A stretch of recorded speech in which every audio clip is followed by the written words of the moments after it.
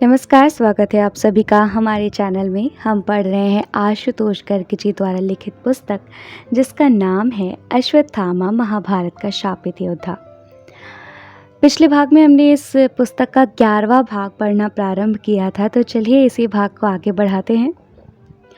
धृष्टद्युम्न ने जो ही स्वयंवर की इस प्रतियोगिता के नियम बताए, सभी प्रतिभागियों ने ऊपर छत पर घूमती हुई मछली की ओर देखा।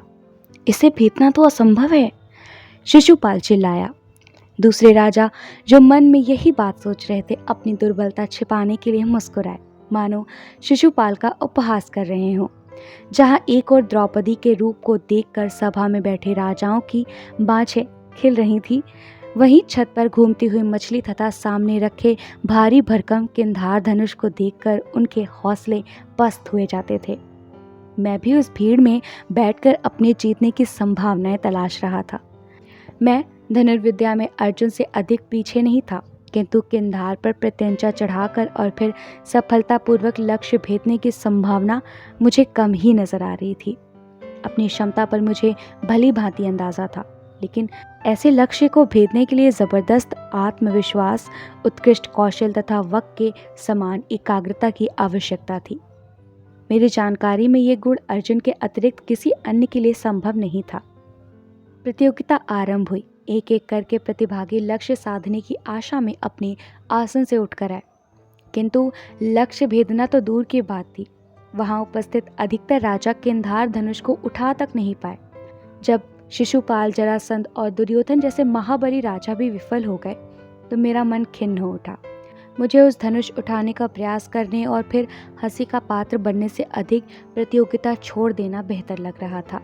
परंतु महारथियों की सभा में ऐसा करना धनुष उठाने में विफल होने से भी अधिक हीन समझा जाता। इसलिए मैं अपना तथा सभा का मान रखने के उद्देश्य से उठकर गया। किंधार को हाथ लगाते ही मुझे लगा मानो उस चमत्कारी धनुष ने मेरे भीतर का समस्त बाहुबल को अपने भीतर खींच लिया। मैं जान गया कि किंधार को उठाना मेरे लिए संभव नहीं था। मैंने उस महान धनुष को प्रणाम किया और उसे उठाने का प्रयास किए बिना ही मैं अपने आसन पर वापस लौट आया। मेरे पिता ने बाद में ऐसा करने के लिए मेरी प्रशंसा की थी। अपने सामर्थ्य का सही अनुमान होना योद्धा के लिए नितांत आवश्यक होता है। मेरे बाद कर्ण की बारी थी। मुझे कर्ण के बाहुबल और उसकी धनुर्विद्या पर पूरा भरोसा था। ज्यों ही कर्ण अपने आसन से उठकर धनुष की ओर बढ़ा, धृष्टद्युम्न ने उसे रोक दिया। रुको कर्ण, धृष्टद्युम्न बोला, तुमने शायद मेरी बात ठीक से नहीं सुनी। मैंने आरंभ में ही कहा था, जो कुलीन पुरुष इस महान कार्य को संपन्न करेगा, उससे द्रौपदी का विवाह होगा। क्या तुम कुलीनता के मानदंड पर स्वयं को उचित ठहरा सकते हो? मैंने सुना है कि तुम्हें रंगभूमि में भी भाग नहीं लेने दिया गया था, क्योंकि तुम सूत पुत्र हो। सूत पुत्र कुलीन कैसे हो सकते हैं?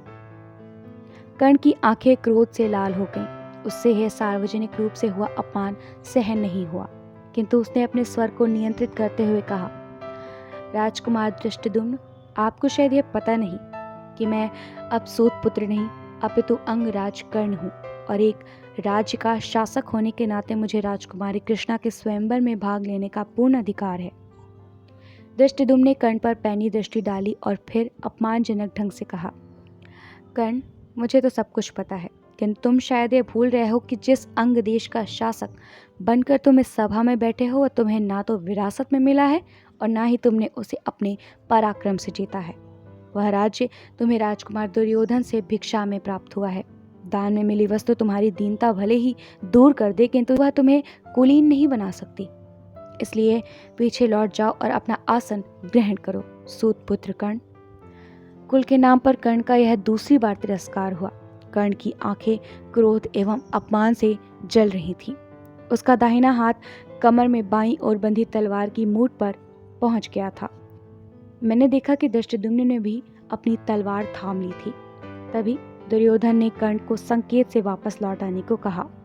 कर्ण चुपचाप अपने स्थान पर आकर बैठ गया।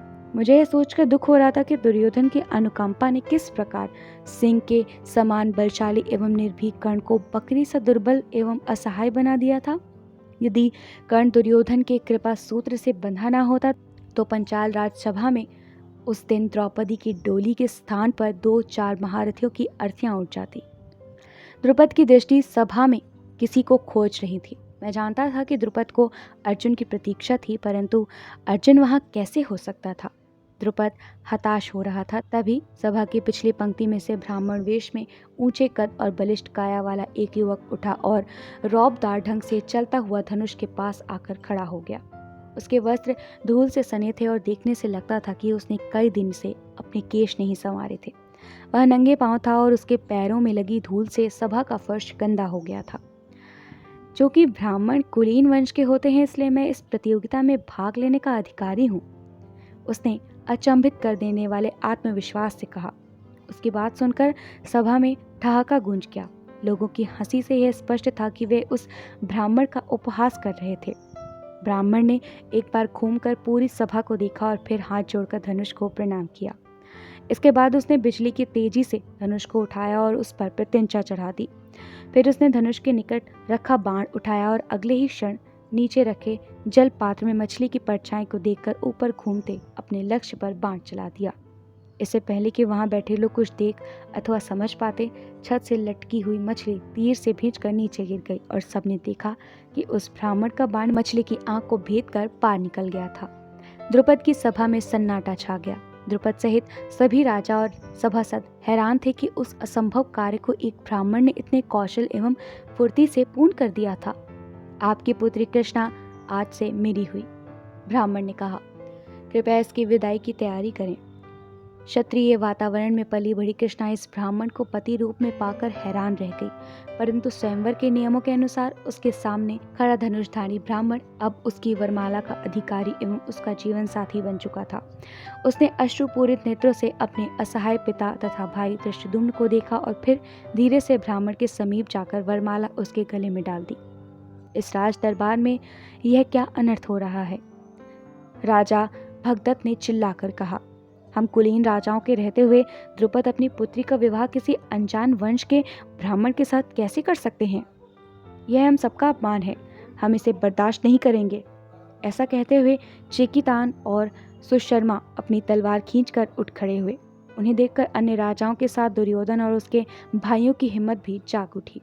वे सब अपने अपने आसन छोड़कर उस अकेले ब्राह्मण पर झपटे। उनमें से कुछ ने द्रुपद एवं धृष्टद्युम्न का रुख कर लिया। दुर्योधन ने मेरी ओर भी अपेक्षा से देखा।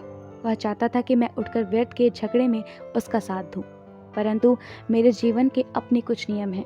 मेरी दृष्टि में ब्राह्मण ने कोई अपराध नहीं किया था और उसे कृष्णा का पति बनने का नैतिक अधिकार था। मैंने दुर्योधन को देखकर मुंह फेर लिया और अपने स्थान पर बैठा रहा। तभी कुछ ऐसा हुआ जिसकी किसी ने कल्पना नहीं की थी। भीड़ में से ब्राह्मण वेश में एक और भीमकाय व्यक्ति उठा और कृष्णा के पति के बचाव में सामने आ गया। वहां बैठे लोगों ने शायद ध्यान न दिया हो, मैंने देखा था कि उसी तरह के ब्राह्मण वेश में श्वेत वस्त्र पहने 3 और बलिष्ठ ब्राह्मण पीछे की पंक्ति में बैठे हुए थे। मेरे मन में विचार आया, क्या ये पांचों ब्राह्मण पांडव हैं? तभी एक जोरदार आवाज आई, तुम पीछे हट जाओ। कृष्णा बाण चलाने वाले ब्राह्मण ने द्रौपदी को द्रुपद के पीछे धकेलते हुए कहा।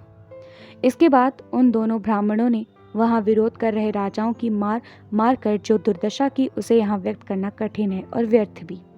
उन्होंने किसी को संभलने का अवसर ही नहीं दिया। देखते देखते गले में वरमाला पहने वह ब्राह्मण द्रौपदी का हाथ पकड़कर उसे अपने साथ राजमहल से बाहर ले गया। सहसा मची हलचल के बीच लोगों ने ध्यान ही नहीं दिया कि शेष चारों ब्राह्मण भी उसके पीछे पीछे चले गए। निसंदेह वे पांचों पांडव ही थे। पांडव भरे दरबार में आकर दुर्योधन के सामने से द्रौपदी को लेकर जा चुके थे। शायद यह इतिहास में पहली बार हुआ था कि कन्या के परिवार को यह भी पता नहीं लगा कि उनकी पुत्री का वर कौन था, कहाँ से आया था और कहाँ चला गया।